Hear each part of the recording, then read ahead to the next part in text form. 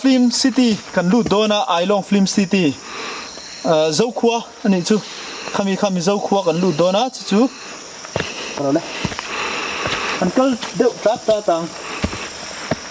amon hi anuama inge topo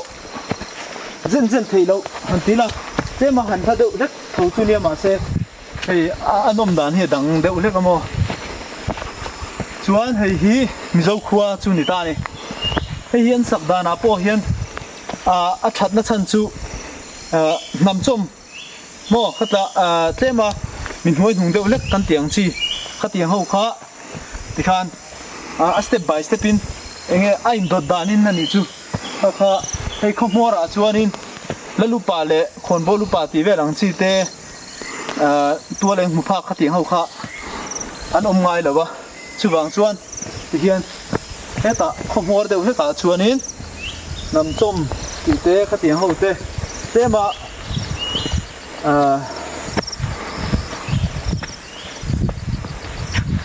mina khopon deuh leka an dang chi ho kha khatiang ho khan thin ani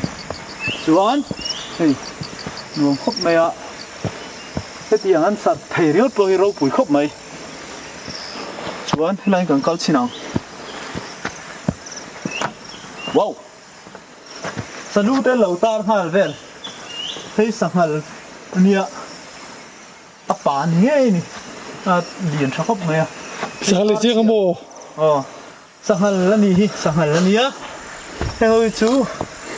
ta helu tuk lo pakhat sanghal ve ve ania hei hi archier chuan ti hian an luta hei ta po hian ning kong kharan nei ma hei an hei hi an kong khar pui ani chu hanan an tol me a an nor tola hei hi tap pania chuan hi ta hian en bu ten hak an hak thin ani nge bundin zinga bundin tur kha tapa hian in an pho tanga chuan ti khan alo thin zinga nuam sadewin hei hi minaran ta chuan in khumpui mo khumpui nia malai chuan in enge ti deuh thlip khlep ang chi te kha tiang khan mani room kha om thei lowa a chan chu mi zo kan re thei ema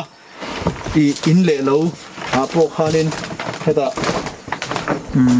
te ma anei nung fa ten ni lo chuanin anei nung fa te po room san kha tiang kha tun lai anga room san nei ang chi kha an ti lem lo mo kan pi le pu te kha